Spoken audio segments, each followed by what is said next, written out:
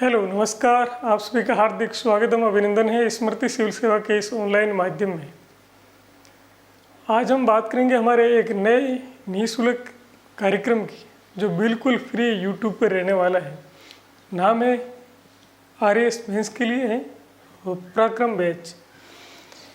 इस बैच की बात करें, इसकी विशेषता क्या क्या है, तो इस बैच के माध्यम से हम PYQs के माध्यम से विगत वर्ष के जो प्रश्न आए हुए हैं उनके माध्यम से आपको बताएंगे कि आपको इंट्रो कैसे लिखना है, मध्य भाग कैसे लिखना है और उनमें भी आपको मैप्स किस प्रकार प्रयोग करना है और अलग अलग जो डायमेंशन है उन्हें किस प्रकार से कवर करते हुए एक अच्छा आंसर कैसे लिखा जा सकता है और आंसर का जो कंक्लूजन है वो कैसे लिखना है आपको, इन सभी बातों की हम इसमें चर्चा करेंगे।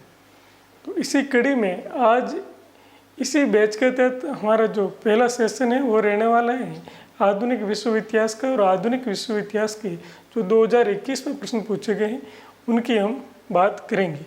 तो आगे बढ़ते हैं और बात करेंगे आधुनिक विश्व इतिहास के 2021 में जो प्रश्न पूछे गए हैं उनकी, और आपको ये भी बताएंगे कि यह प्रश्न कहाँ से पुटअप हुआ है और आपको कहाँ पर इसका आंसर मिलेगा और आपको आगे भी कौन से सोर्स को फॉलो करते हुए आगे बढ़ना है।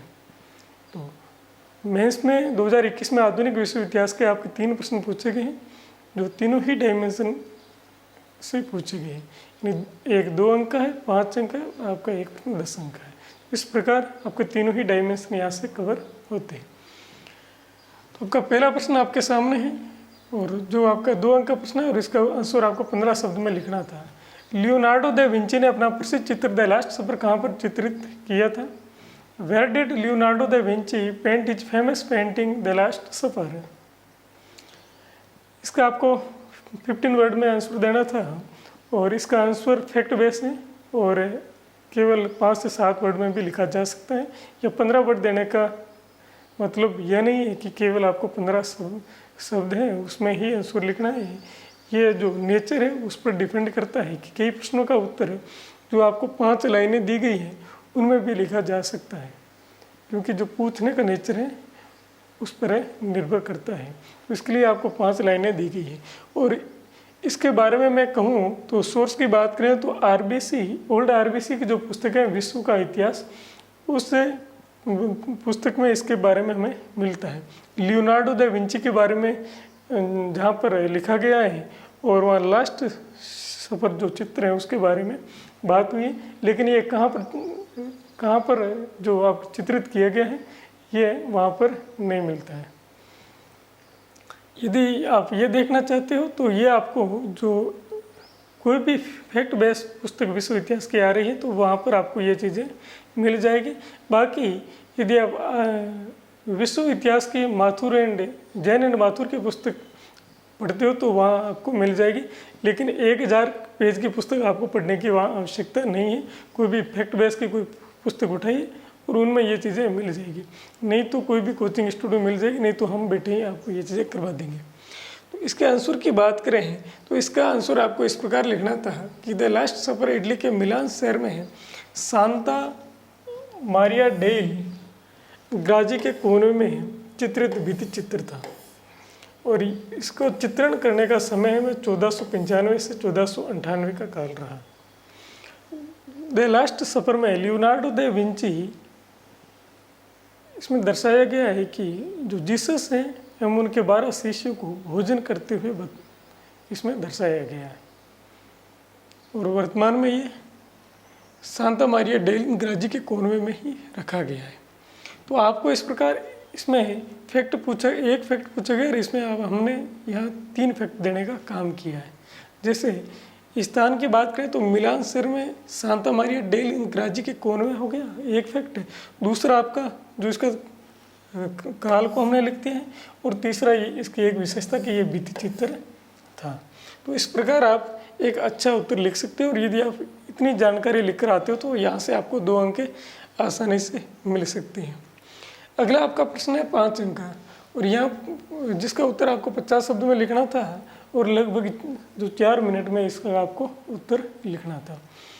तो मैं यदि बात करूं तो यहाँ पूछा गया था कि अमेरिकी स्वतंत्रता संग्राम के वैचारिक बैकग्राउंड की विवेचना करें। तो ये प्रश्न आपको ओल्ड आरबीएससी की जो पुस्तक है विश्व इतिहास की, उसके पेज नंबर 19 पर ये मिल जाएगा। बौद्धिक जागृति जो हेडिंग है उसके अंतर्गत इसका आंसर आपको मिल जाएगा। और सबसे पहले ये जानना आवश्यक है कि जो प्रश्न की शब्दावली है वो आपको समझ में आनी चाहिए। तो यहाँ एक शब्दावली निकल कर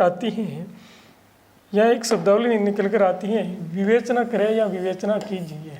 तो सबसे पहले आपको ये समझना आवश्यक है कि विवेचना कीजिए इस शब्दावली का शाब्दिक अर्थ क्या है। जब तक इसका शाब्दिक अर्थ आपको पता नहीं है, जैसे आलोचनात्मक परीक्षण कीजिए, समीक्षा कीजिए, ये सभी शब्दावली का ही खेल है। तो इस शब्दावलियों का अर्थ आपको जानना आवश्यक है यदि मुख्य परीक्षा में आप पहले प्रयास में ही उत्तीर्ण होना चाहते हो। तो हम बात करेंगे अभी इन्हीं शब्दावली की। तो शब्दावली में आज जो प्रश्न है इनमें आपने शब्दावली आई है विवेचना कीजिए।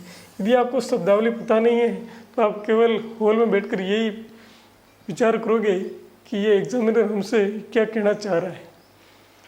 तो विवेचना कीजिए यदि ये लिखा हुआ आता है तो वहाँ किसी विषय अर्थात संबंधित जो टॉपिक है उसके विभिन्न डायमेंशन है, विभिन्न दृष्टिकोण है एवं विचार है, उन पर चर्चा करते हुए आपको आंसर लिखना है।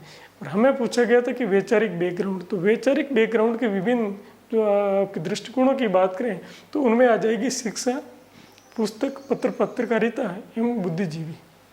तो ये विभिन्न दृष्टिकोण है, इन पर आपको चर्चा करनी है कि इन्होंने किस प्रकार से जो अमेरिकी स्वतंत्रता संग्राम है उनमें योगदान दिया, यानी उसका जो बैकग्राउंड है वो बिल्ड किया। और कोई भी यदि अपन क्रांति की बात करें तो बिना वैचारिक आधार के कभी भी कोई क्रांति आज तक नहीं हुई है।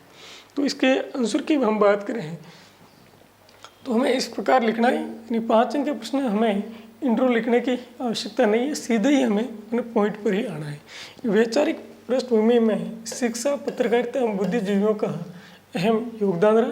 पहले हम शिक्षा की बात करेंगे तो शिक्षा में हार्वर्ड कॉलेज 1637 एवं विलियम एंड मेरी कॉलेज की महत्वपूर्ण भूमिका रही। तो हार्वर्ड कॉलेज जो अमेरिका के कैम्ब्रिज नगर में स्थापित की गई थी 1637 में, विलियम एंड मेरी कॉलेज जो कि 1639 में स्थापित की गई थी वर्जीनिया शहर में लोग। और अगली है आपकी बेंजामिन फ्रैंकलिन द्वारा स्थापित है अमेरिकन फिलोसॉफिकल सोसाइटी। इसने भी विचारों के आदान प्रदान करते हुए जागरूकता फैलाने का प्रमुख एक विचार केंद्र रहा था ये भी। और इसके बाद हम बात करेंगे जो पुस्तक एवं पत्रकारिता है उसकी। तो पुस्तक एवं पत्रिकाओं की बात करें तो उसमें सबसे पहले आपकी टॉमस पेन की पुस्तक आएगी कॉमन सेंस, जो 1775 में लिखी गई थी। और इसके माध्यम से टॉमस पेन ने देश प्रेम जागृत किया। यानी उस समय इस पुस्तक की एक पंक्ति बड़ी लोकप्रिय हुई थी। ये पंक्ति थी कि एक द्वीप एक महाद्वीप पर शासन नहीं कर सकता, जिसमें इंग्लैंड को एक द्वीप कहा गया था क्योंकि इंग्लैंड एक द्वीप पर ही स्थित है और अमेरिका अपने आप में एक महाद्वीप है। तो इन्होंने इस प्रकार जो देश प्रेम जागृति में एक महत्वपूर्ण इस पुस्तक ने योगदान दिया था। उसके बाद हम न्यूज़पेपर की बात करें तो Boston news letter 1704, American Mercury 1719, New York gazette 1725 ने राजनीतिक चेतना के माध्यम से राष्ट्रीयता की भावना को जन्म दिया। जो न्यूज़ लेटर हैं उनमें जो एडिटोरियल आते थे उनसे जो राजनीतिक चेतना है उसका विकास हुआ था। तो ये हमें लिखना था। और बौद्धिक चेतना के विकास में जेम्स ओटिस है, पैट्रिक हेनरी है और सैमुअल एडम्स का भी महत्वपूर्ण योगदान रहा। यदि आप इतना आंसर में लिख कर आए हैं तो आपको 4 से 4.5 अंक मिल सकते हैं। और यदि यही प्रश्न आप जो आरबीसी पुस्तक में जो सामग्री उपलब्ध है वही आप लिख कर आए हो तो भी आपको 3 से 3.5 अंक मिल सकते हैं। ये बात करेंगे अगले प्रश्न की। उससे पहले जो अमेरिकी स्वतंत्रता संग्राम है उससे संबंधित है विभिन्न एग्जाम में जो प्रश्न आए हुए हैं उनकी भी हम बात करेंगे कि यूपीएससी 2018 में एक जो प्रश्न है वो पूछा गया था कि अमेरिका के स्वतंत्रता संग्राम ने यूरोप को और साथ में अमेरिका को भी रूपांतरित किया था, ये लाइन दी हुई थी। और बाद में लिखा गया है कि आलोचनात्मक परीक्षण कीजिए, आलोचनात्मक परीक्षण कीजिए। और यही प्रश्न उसी साल 2018 में यूपीपीसीएस ने पूछ लिया था। केवल शब्दों का खेल है, मैंने आपको अभी भी कहा था। और यहाँ इन्होंने पूछा है कि अमेरिका के स्वतंत्रता आंदोलन ने अमेरिका को और साथ में यूरोप को भी रूपांतरित किया था। आगे लिख दिया चर्चा करें। केवल शब्दों की हेराफेरी हुई है, बाकी वो का वो प्रश्न पूछ लिया है। और यही प्रश्न यूपीपीसीएस ने 2020 में फिर से पूछ लिया है। अब क्या पूछा है कि अमेरिका के स्वतंत्रता युद्ध ने यूरोप के साथ ही अमेरिका को भी रूपांतरित किया, समीक्षा कीजिए। तो ये इसी प्रश्न को पूछते वक्त केवल शब्दावली की हेराफेरी करते हुए आप यहाँ पर 2 बार रिपीट कर लिया है यूपीपीसीएस ने यूपीएससी के प्रश्न को। तो इसलिए हमारे लिए महत्वपूर्ण हो जाता है कि हमें जो विगत वर्ष के प्रश्न आए हुए हैं, यूपीएससी हो चाहे स्टेट पीसीएस कोई भी, हर टॉपिक से रिलेटेड उनको हमें देखना चाहिए और उनका अभ्यास करना चाहिए। ये अपने आप में हमारे लिए महत्वपूर्ण हो जाते हैं। अगला प्रश्न हमारा आया था, वो प्रश्न आपका 10 अंक है और 100 शब्द में आपको उसका आंसर लिखना था। और इसे आपको 8 मिनट या 8.5 मिनट में इसका आंसर आपको लिखना था। पूछा गया कि औद्योगिक क्रांति न केवल एक टेक्नोलॉजी क्रांति थी बल्कि एक सामाजिक आर्थिक क्रांति थी जिसने लोगों के उसके बाद के रहने के ढंग को भी परिवर्तित कर दिया। विवेचना करें, विवेचना करें शब्द है, उसका अर्थ हमने अभी भी जाना है कि किसी भी विषय या जो संबंधित टॉपिक है उसके विभिन्न दृष्टिकोणों पर आपको चर्चा करना है। तो यहाँ पर जो पूछा गया है वो है कि भाई औद्योगिक क्रांति न केवल एक टेक्नोलॉजी क्रांति थी और बल्कि ये एक सामाजिक आर्थिक क्रांति थी। आपको यह स्पष्टीकरण करना है, स्पष्ट करना है कि औद्योगिक क्रांति किस प्रकार से एक सामाजिक और आर्थिक क्रांति थी। तो ये आपको लिखना था। और जिसने लोगों के उसके बाद के रहने के ढंग को भी परिवर्तित कर दिया। यानी औद्योगिक क्रांति के फलस्वरूप लोगों के सामाजिक और आर्थिक जीवन में क्या क्या परिवर्तन हुए, समाज और अर्थव्यवस्था में क्या क्या परिवर्तन देखने को मिले, वे हमें सभी यहाँ लिखने थे। तो इस प्रश्न का आंसर यदि आप ओल्ड आरबीसी की विश्व इतिहास की पुस्तक में देखना चाहो तो पेज नंबर 74 पर आपको औद्योगिक क्रांति के जो परिणाम है वहाँ पर यह आपको देखने को मिल जाएगा। हम यदि इस आंसर की बात करें तो आपको लिखना किस प्रकार से था, तो आपको यहाँ पर इंट्रो के रूप में सबसे पहले वर्तमान से जोड़ते हुए इसका इंट्रो लिखना है। जिससे औद्योगिक क्रांति केवल टेक्नोलॉजी तक की सीमित नहीं थी बल्कि एक व्यापक सामाजिक आर्थिक क्रांति थी जो वर्तमान समय में भी मानव सभ्यता को प्रभावित कर रही है। इस प्रकार हमने वर्तमान से जोड़ते हुए इसका इंट्रो लिखा है। फिर हम आगे हैं अपने पॉइंट पर कि बल्कि एक सामाजिक और आर्थिक क्रांति भी थी। तो पहले हम देखेंगे कि औद्योगिक क्रांति किस प्रकार एक सामाजिक क्रांति के रूप में इसमें परिवर्तन देखने को मिलते हैं। तो समाज पर औद्योगिक क्रांति के क्या क्या परिवर्तन या क्या प्रभाव देखने को मिले हैं, तो इसे भी हमने 2 भागों में हमें लिखना है। यानी जो पॉजिटिव प्रभाव है वो क्या देखने को मिले और नेगेटिव प्रभाव आपको क्या देखने को मिलते हैं। तो सबसे पहले हम पॉजिटिव इम्पैक्ट है उनकी बात करें तो औद्योगिक क्रांति के फलस्वरूप समाज में एक नए सामाजिक वर्ग यानी पूंजीपति वर्ग का उदय है वो हुआ है और लोगों की जीवन प्रत्याशा में सुधार हुआ और शिक्षा के प्रति लोगों में जागरूकता बढ़ी और मनोरंजन के नए साधनों का विकास हुआ। यानी औद्योगिक क्रांति है वो टेक्नोलॉजी के फलस्वरूप ही हुई थी और नई नई टेक्नोलॉजी के फलस्वरूप नए नए जो मनोरंजन के साधन हैं उनका भी विकास हुआ था। जैसे रेडियो है, टेलीविज़न है, उनका विकास औद्योगिक क्रांति के समय ही हुआ था। नकारात्मक इम्पैक्ट की बात हम कर रहे हैं तो नकारात्मक इम्पैक्ट में औद्योगिक क्रांति के फलस्वरूप समाज में श्रमिक एवं मालिक वर्ग के मध्य संघर्ष उत्पन्न हो गया था और लोगों के जो संबंधों में नैतिकता का ह्रास हुआ एवं संयुक्त परिवार का विघटन हो गया।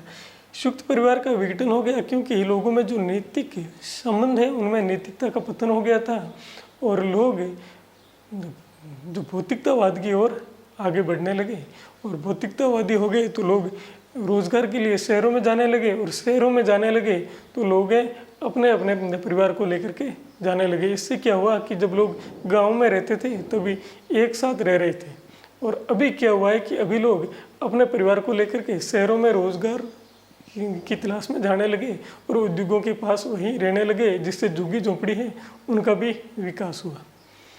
तो अगला पॉइंट है हमारा मनुष्य के भौतिकतावादी पहलू का मजबूत होना, यानी पैसों के प्रति लोगों का लगाव बढ़ा और मजदूरों के शोषण में वृद्धि देखने को मिली और उच्च जीवन यापन के लिए शहरों की ओर पलायन।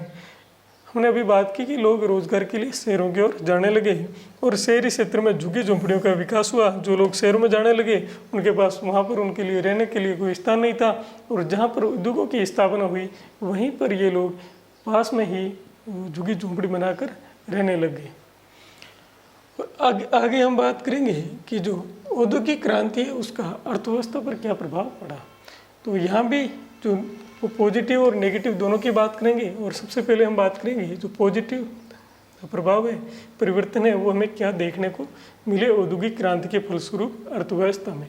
तो अर्थव्यवस्था में उत्पादन के साधन एवं संख्या में परिवर्तन देखने को मिला, क्योंकि उत्पादन में जब नए नए साधनों का विकास हुआ, जब नई नई जो टेक्नोलॉजी का विकास हुआ तो उत्पादन है वो भी बढ़ा, उत्पादन की संख्या में वृद्धि हुई। मशीनों के प्रयोग से उत्पादन एवं आय में वृद्धि हुई।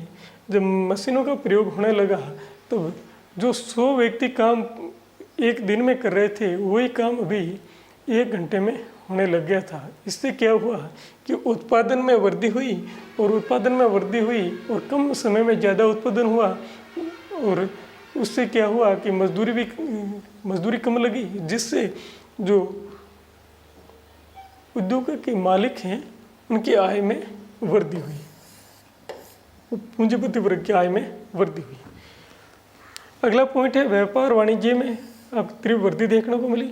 जब उत्पादन अधिक हो रहा है तो व्यापार वाणिज्य में भी वृद्धि देखने को मिलेगी, क्योंकि जब उत्पादन अधिक होता है तो उस क्षेत्र के लोगों की आवश्यकता पूरी होने के पश्चात जो अधिक के रूप में उत्पादित माल है उसको निर्यात कर दिया जाता था और मुद्रा एवं पूंजी बाजार का विकास हुआ और नए नए नगरों की स्थापना हुई, क्योंकि जहाँ कच्चा माल था वहाँ उद्योगों की स्थापना हुई और उद्योगों की स्थापना हुई तो वहाँ रोजगार के लिए वहाँ लोग आकर रहने लगे और लोग रहने लगे तो वहाँ पर जो झुग्गी झोंपड़ी है वगैरह है उनकी भी स्थापना हुई और धीरे धीरे वहाँ पर एक नगर का रूप ले लिया।